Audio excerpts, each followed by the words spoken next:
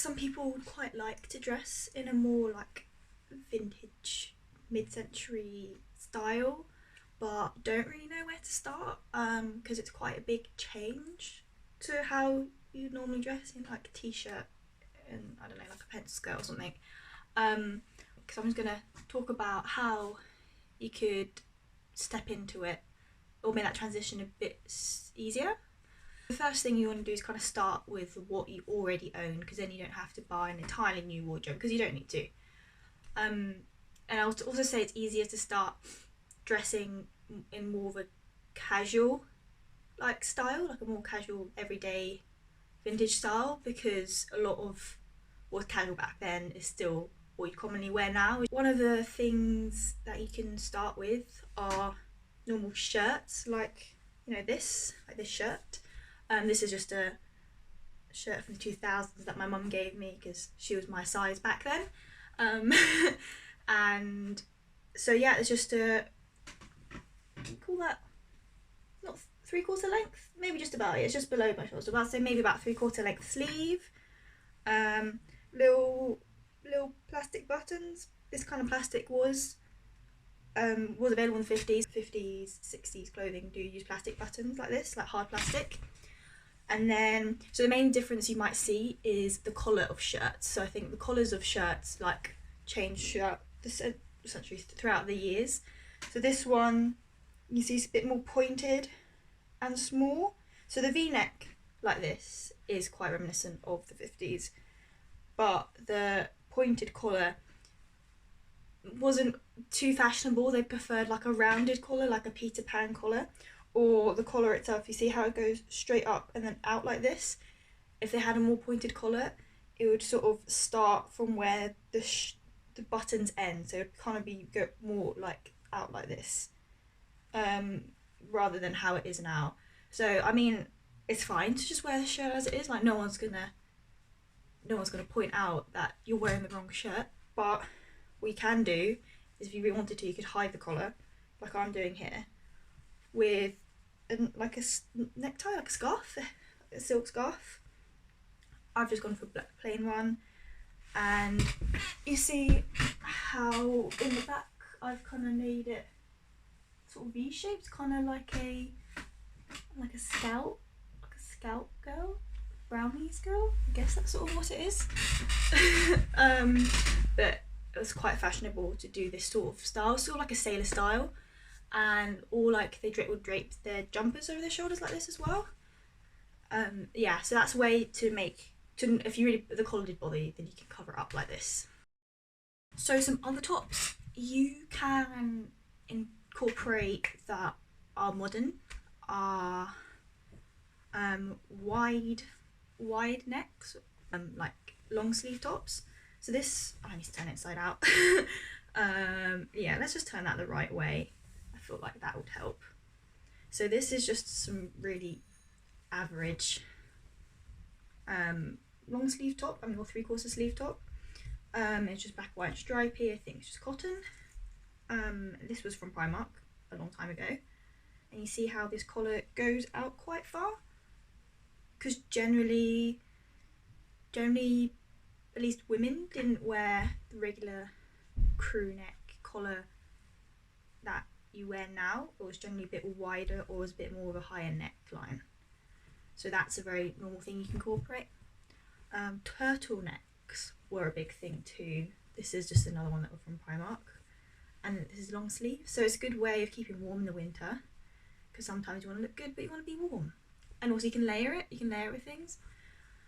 I think, so this sort of material, I think this is a high mix.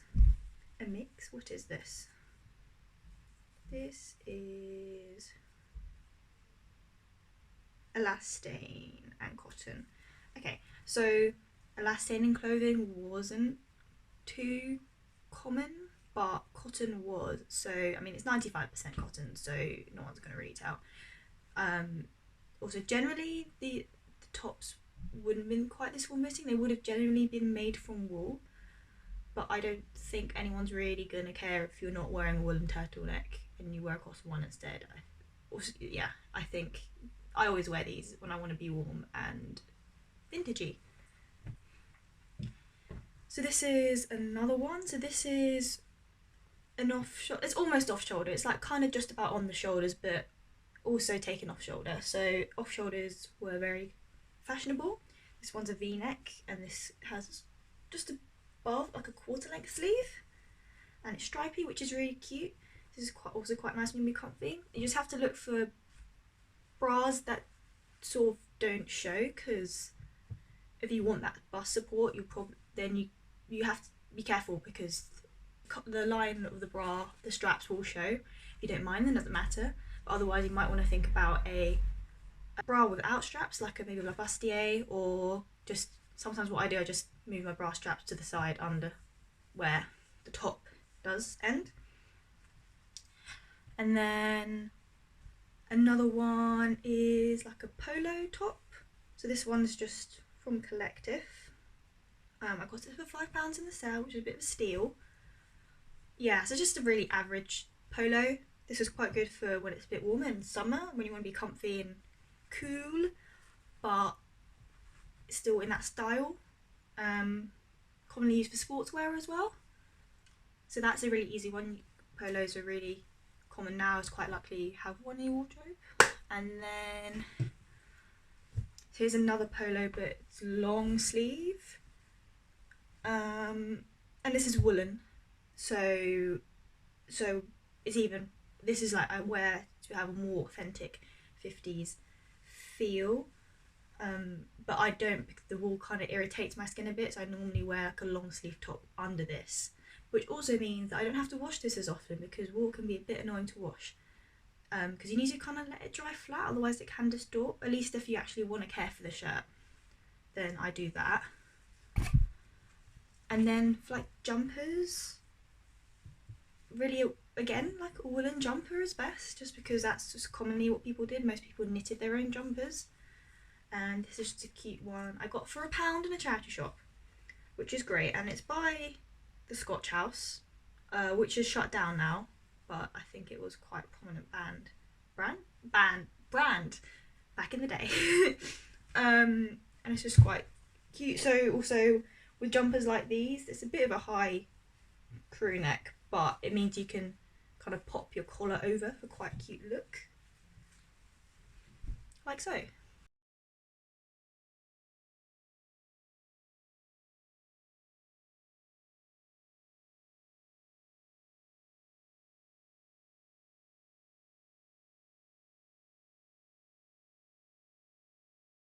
So the only thing that you might want to invest, actually put money into, because you're likely to have the tops already, but you might not always have the bottoms.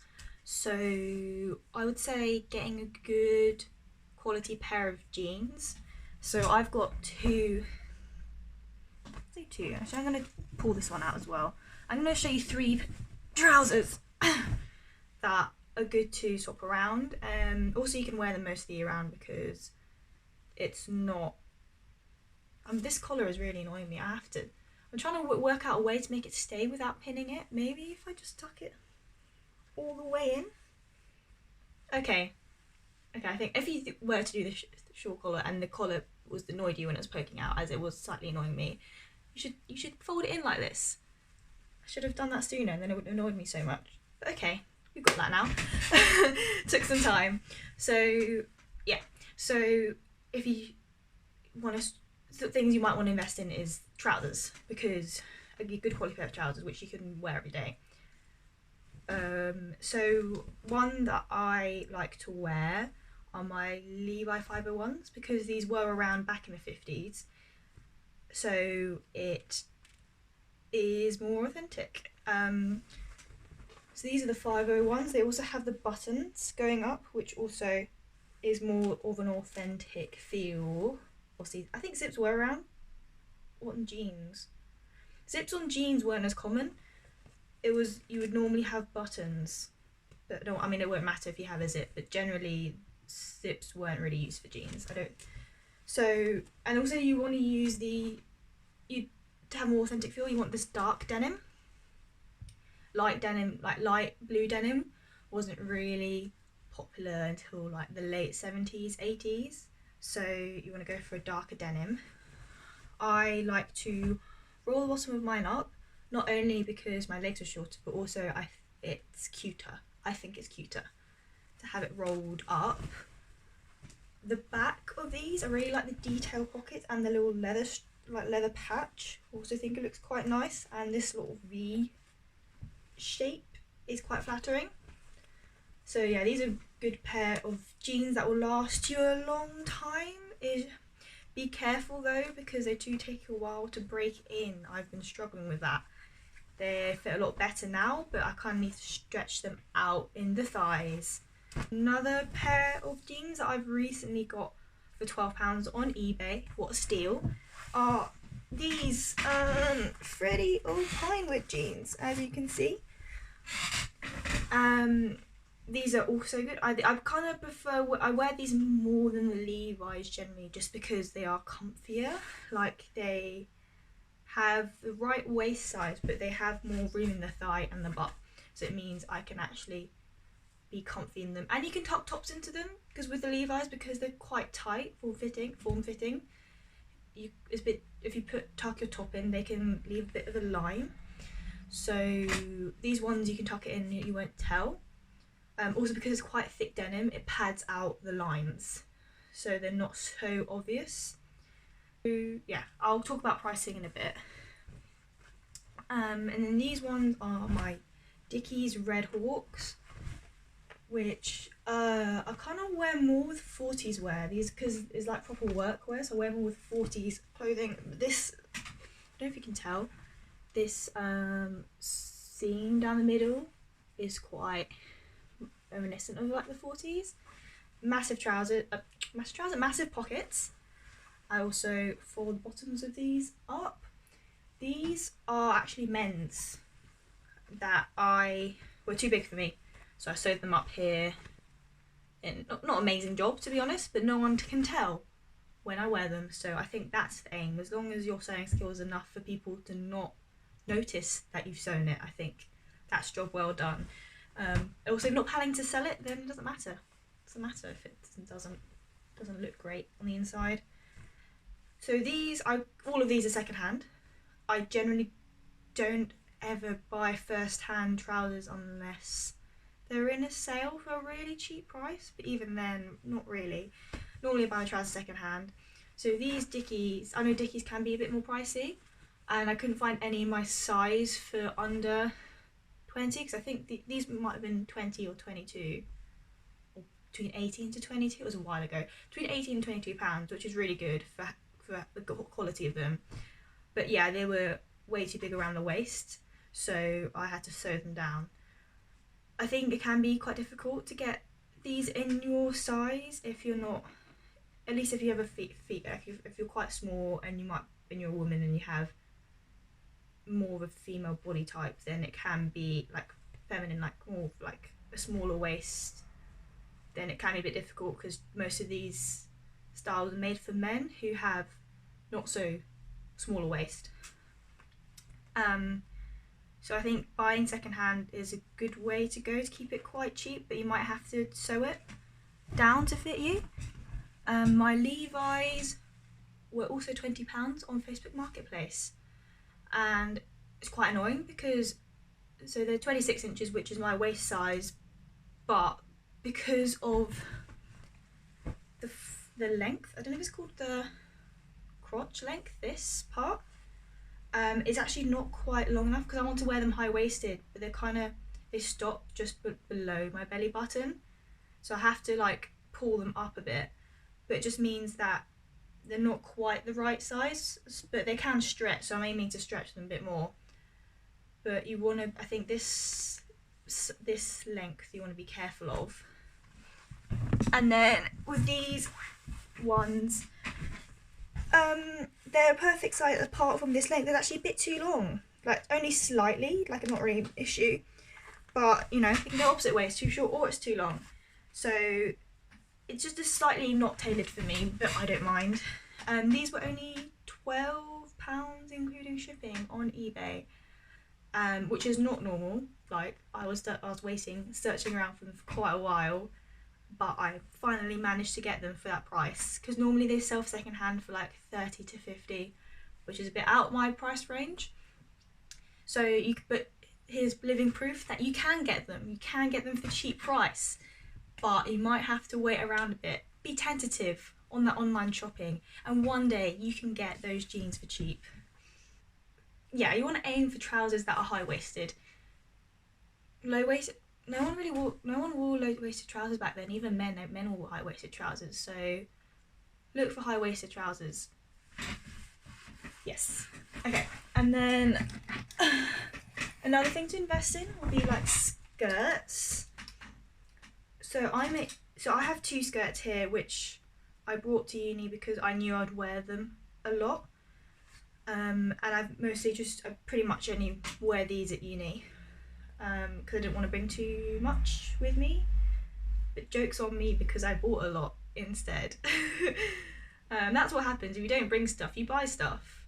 So I really need to get out of that habit. But anyway, yeah, if you want to just get like a couple pairs of skirts to wear with lots of different tops, then I think that's a good way of having things to wear. So this first skirt comes in my waist, and it stops just below my knees. You want to look for skirts that are at knee length, just below knee length, as that was what was fashionable back then.